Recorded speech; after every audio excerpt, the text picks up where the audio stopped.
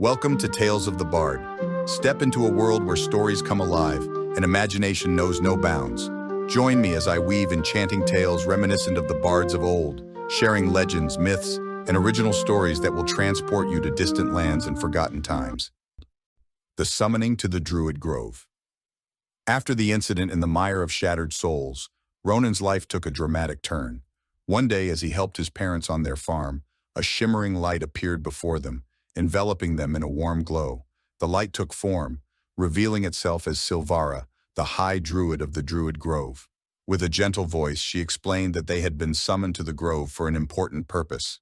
"Ronan," Silvara said, her eyes sparkling like emeralds, "your connection to the amulet of Luminara and the ancient pact between humans and elves has awakened a gift within you. It is time for you to learn Wild Speak, the sacred language that allows you to communicate with the creatures of the wild and the very trees that shelter us." Arrival at the Druid Grove. As they followed Silvara through the lush underbrush, the path glowed with a soft, ethereal light, leading them to the heart of the grove. Ancient trees with twisted trunks and vibrant leaves surrounded a circular clearing, where the air hummed with magic. The grove was alive with sounds, whispers of the wind through leaves, the rustling of small creatures, and the distant song of birds. Upon arriving, Ronan's parents were welcomed with open arms, their family's lineage respected among the Druids. The grove was a sacred place where the balance of nature was preserved, and the Druids worked tirelessly to maintain harmony between all living beings. Training in Wild Speak, Ronan was taken to a secluded area of the grove where the air felt charged with energy. Here, Silvara began his training. "To understand the language of the wilds," she explained, "you must first listen to the world around you. Close your eyes and feel the vibrations of the earth, the whispers of the trees, and the heartbeat of the animals." Over the next few weeks, Ronan learned to attune his senses to the natural world. He spent long hours sitting beneath ancient trees, listening intently to their stories and the wisdom they imparted. He practiced breathing with the rhythm of the forest, letting the sounds and scents guide him. At first, it was challenging. He struggled to quiet his mind, but slowly he began to hear the subtle calls of the animals around him, the playful chatter of squirrels, the gentle rustle of deer in the underbrush, and the melodic songs of birds all became clearer. Each creature had its own voice, a unique expression of its essence, the breakthrough. One day, as Ronan was practicing, he heard a soft whimper nearby. He opened his eyes to find a small fox, its fur matted and its eyes wide with fear. Instead of recoiling, Ronan reached out to the creature, focusing on his newfound connection. "What's wrong, little one?" he whispered, feeling the pulse of the forest around him. To his astonishment, the fox responded, its voice soft and hesitant. "I'm lost and alone. I cannot find my way home." In that moment, Ronan felt a rush of joy and purpose. He had successfully tapped into the essence of Wild Speak. With the fox's guidance, Ronan learned to navigate the woods with confidence, understanding the subtle signs left by the animals. He began to foster friendships with the creatures around him, gaining their trust and respect. Each day he honed his abilities, learning not just to speak with animals, but to understand the delicate balance of nature. A new role. As Ronan trained, his parents too found their place in the grove. They were welcomed as allies, helping the Druids in their efforts to protect the land. Together they worked to heal the wounds inflicted by the Shadow Worm and restore harmony to the realms. Ronan's training in Wild Speak became a vital part of his identity. He realized that he was destined for more than just being a boy on a farm. He was becoming a bridge between the world of humans and the wilds, a protector of nature who could advocate for both sides. With each passing day, Ronan grew stronger, more attuned to the magic around him. He understood that the journey ahead would not be easy, but with his parents by his side and the wisdom of the Druids to guide him, he was ready to embrace his destiny as a protector of the realm. Lira's arrival at the grove. As the sun dipped below the horizon, casting long shadows across the land, Princess Lira approached the Druid Grove on her magnificent Pegasus, Starwind. The creature soared gracefully through the air, its powerful wings creating a gentle breeze that rustled the leaves below. With shimmering white fur and a flowing mane that sparkled like the night sky, Starwind was a sight to behold, a gift from her father, the king, who had acquired the rare creature from a long-lost elven realm. As they landed just outside the grove, Lira dismounted with the poise befitting a princess, her heart racing with excitement. This was her first adventure away from the confines of the castle, and she felt a thrill of freedom as she gazed upon the enchanting grove filled with ancient trees and vibrant flora. First encounter. Ronan, practicing his archery nearby, noticed the majestic creature descending from the sky. He lowered his bow, astonished by the sight. As Lira approached, she radiated an air of confidence, but he quickly discerned a hint of arrogance in her stride. "So this is the famous Druid Grove," Lira remarked, glancing around with a critical eye. "I expected it to be more impressive." Ronan raised an eyebrow, his irritation bubbling beneath the surface. "And what would a princess know of the woods?" he shot back, unable to hide his disdain for her haughty demeanor. Lyra's blue eyes flashed with indignation, but before she could retort, Starwind nudged her gently with its nose, sensing the tension. "I came here to learn," she insisted, trying to assert herself. "I didn't fly all this way to be treated like an underling." The tension builds. As they began to navigate the grove together, Lira insisted on showing off Starwind's abilities. "Watch this!" she exclaimed, clapping her hands together. Starwind took off into the sky, performing graceful loops and dives, the sunlight glinting off its wings. Ronan crossed his arms, unimpressed.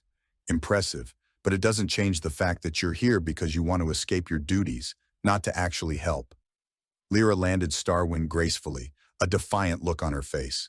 "And what would you know about my duties? You're just a farmer's son." Ronan bristled at her words. "A farmer's son who knows how to survive out here, unlike someone who rides in on a flying horse." The arrival of the messenger. As the sun dipped below the horizon, casting a warm glow over the Druid Grove, Ronan and Princess Lira had just finished their training session when they noticed a figure rushing through the trees. It was the messenger, his face pale and filled with urgency. "Great Druids," he called out as he approached, breathless. "I bring grave news from the north. The Mire of Shattered Souls has awakened. Dark creatures are stirring, and they are advancing toward our farms."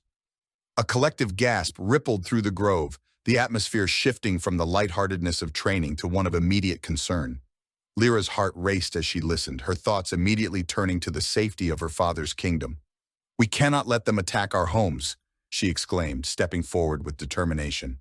"I need to warn my father and ask for his help." Lyra's decision. Without hesitation, Lira turned to Starwind, her loyal Pegasus. "We must hurry," she urged, her voice filled with urgency.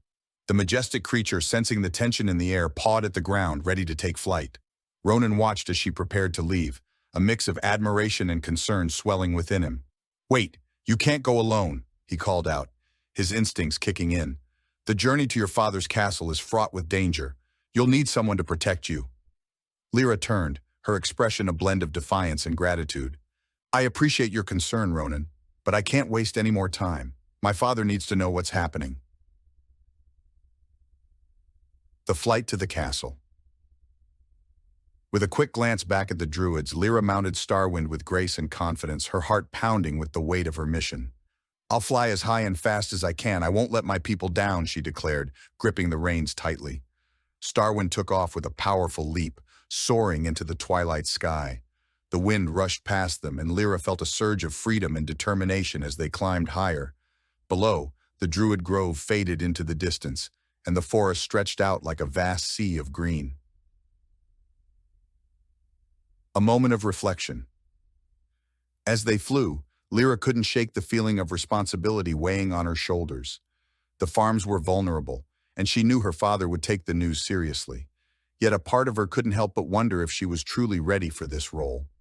Her mind flashed back to her earlier conflicts with Ronan, realizing how much she had relied on others to solve her problems. "Starwind, we must reach the castle quickly," she whispered to her Pegasus, urging him onward. The creature responded with a powerful flap of his wings, propelling them faster through the clouds. Lira felt the wind whip through her hair, invigorating her spirit as they neared the castle. The royal court. As they approached the towering castle walls, Lyra's resolve solidified. She would not only plead for help, she would demonstrate her worth. The landing at the castle. As Lira and Starwind descended toward the castle courtyard, a foul odor filled the air, a putrid stench that made her stomach churn. It was an unusual smell, thick and cloying like something rotting. Lira grimaced, her instincts immediately alerting her that something was amiss. "Starwind, stay close," she whispered as they landed, her heart pounding. The courtyard was unusually quiet, and an unsettling stillness hung over the area. She glanced around, noting the absence of the usual guards and soldiers that patrolled the castle grounds. A sense of dread. Frowning, Lira hurried toward the grand entrance of the castle. "Father, are you here?" she called out, her voice echoing against the stone walls. The doors swung open, revealing the expansive throne room, but the scene inside sent a chill down her spine. The throne room was dimly lit, shadows creeping across the walls. The ornate banners that usually hung proudly seemed tattered, and the air was thick with an unnatural tension. There were no soldiers standing guard, no advisors bustling about, just silence. The trap. "Father?" Lira stepped further inside, her heart racing as she approached the throne. The room felt off, the hairs on the back of her neck standing on end. As she crossed the threshold, the doors slammed shut behind her with a resounding thud. Suddenly, a chorus of malicious laughter erupted from the shadows, and Lira spun around, her breath catching in her throat. Emerging from the darkness were the Hagborn witches, their grotesque forms shrouded in ragged cloaks, their twisted faces grinned with malice, eyes glinting like shards of broken glass. "Welcome, dear princess," one of them croaked, her voice slithering through the air. "We've been expecting you." Surrounded, Lyra's heart raced as she took a defensive stance, her instincts kicking in. "What do you want?" she demanded, trying to mask her fear with bravado. "Oh, we desire many things," another Hagborn hissed, her long, bony fingers curling menacingly. "But most of all, we want the power you carry, dear Lira, the power of your father's kingdom." Lira felt the weight of their gaze, the realization sinking in that she had walked straight into a trap. Panic surged within her as she searched for an escape, but the witches surrounded her, their laughter echoing eerily in the throne room. A desperate gamble. "You think you can just waltz in here and demand aid? Your father's soldiers are busy elsewhere, too late to save you," one of the witches taunted, stepping closer. Lyra's mind raced. She couldn't let them capture her. "I won't let you harm my people," she shouted defiantly, trying to summon her courage, but the witches only chuckled. "Oh, how brave you are. Let's see how long that lasts." With a flick of her wrist, the leader of the witches summoned a swirling mist that filled the throne room, thick and choking. The plan. As the darkness closed in, Lira thought of Starwind waiting outside. "You won't get away with this," she shouted, her voice fierce despite the encroaching fear. "We already have, dear princess," the lead witch sneered. "But let's have some fun first. Perhaps we'll keep you here for a while, once we've had our fill of your father's kingdom." Lyra's heart raced, and in that moment she realized she had to think quickly. Perhaps there was still a way to turn the tide, a way to escape and warn Ronan and the druids. Summoning her strength, she prepared to fight back, determined not to let the Hagborn witches win without a struggle. Starwind to the rescue. As the swirling mist thickened around Lira, blocking her vision and filling her lungs with the stench of decay, she felt a surge of panic. The Hagborn witches closed in, their laughter echoing ominously in the throne room. Just when she thought all hope was lost, a powerful sound pierced through the oppressive silence, a deep, resonant whinny that echoed with magic. Suddenly the mist parted, and Starwind burst through the swirling darkness, his wings spread wide and shimmering with ethereal light. The sight of the magnificent Pegasus filled Lira with renewed hope. "Starwind," she called, relief flooding her voice. The magical entrance Starwind landed gracefully in the center of the throne room, his powerful form emanating a bright aura that illuminated the shadows. The witches faltered, their malicious glee momentarily overshadowed by the presence of the magical horse. "What is this?" the lead witch hissed, her eyes narrowing as she regarded Starwind with suspicion. "A mere horse cannot save you." But Lira knew better. Starwind was no ordinary horse. He was infused with ancient magic, a creature of the skies and protector of the innocent, the Standoff. "You won't take me or my kingdom," Lira shouted, feeling emboldened by Starwind's presence. The Pegasus snorted, pawing at the ground, his wings crackling with energy as if he were ready to spring into action. The witches, momentarily taken aback, regrouped, their expressions shifting from arrogance to fear. "You think you can challenge us with a horse?" one of them spat, though there was a tremor in her voice. "Starwind, we need to break through," Lira urged, her heart racing as she prepared for battle. A show of power. In response to her command, Starwind reared up, his wings unfurling majestically. A brilliant light emanated from him, casting away the encroaching shadows. The witches recoiled, shielding their eyes from the blinding glow. "Now, Lira," he seemed to say, encouraging her with every beat of his wings. With a swift motion, Lira grabbed a fallen banner pole from the ground, using it as an improvised weapon. "You'll regret underestimating us," she yelled, brandishing the pole defiantly. Starwind took a step forward, the ground shaking beneath his hooves. He unleashed a powerful neigh, sending waves of magical energy rippling through the air. The throne room trembled, and the witches stumbled, their connection to the dark magic wavering. The escape seizing the moment, Lira sprinted to Starwind's side, swinging the pole at the nearest witch. The force of the blow sent the witch stumbling back, her screech mingling with the others as they scrambled to maintain their composure. "We need to get out of here," Lira shouted, and without hesitation, she climbed onto Starwind's back, gripping the reins tightly. With a mighty flap of his wings, Starwind took to the air, soaring over the encircled witches. The room below erupted in chaos, the Hagborn scrambling to regain control as they realized their trap had turned against them. A new alliance. As they flew out of the throne room, Lira felt the weight of her fears lift. "Thank you, Starwind. I couldn't have done this without you." The magical horse responded with a gentle whinny, his eyes filled with wisdom and understanding. "We are stronger together," his presence seemed to convey, urging her to embrace her newfound strength. Flying high above the castle, Lira could see the dark clouds gathering in the distance, a reminder of the impending danger. But now she had a powerful ally at her side. With Starwind's magic and her determination, she would gather the strength needed to confront the darkness threatening her kingdom. "We must warn Ronan and the Druids," she declared, her resolve solidifying. Starwind surged forward, racing through the sky toward the Druid Grove, ready to face whatever challenges lay ahead. Together, they would protect the realm from the Hagborn witches and their dark ambitions.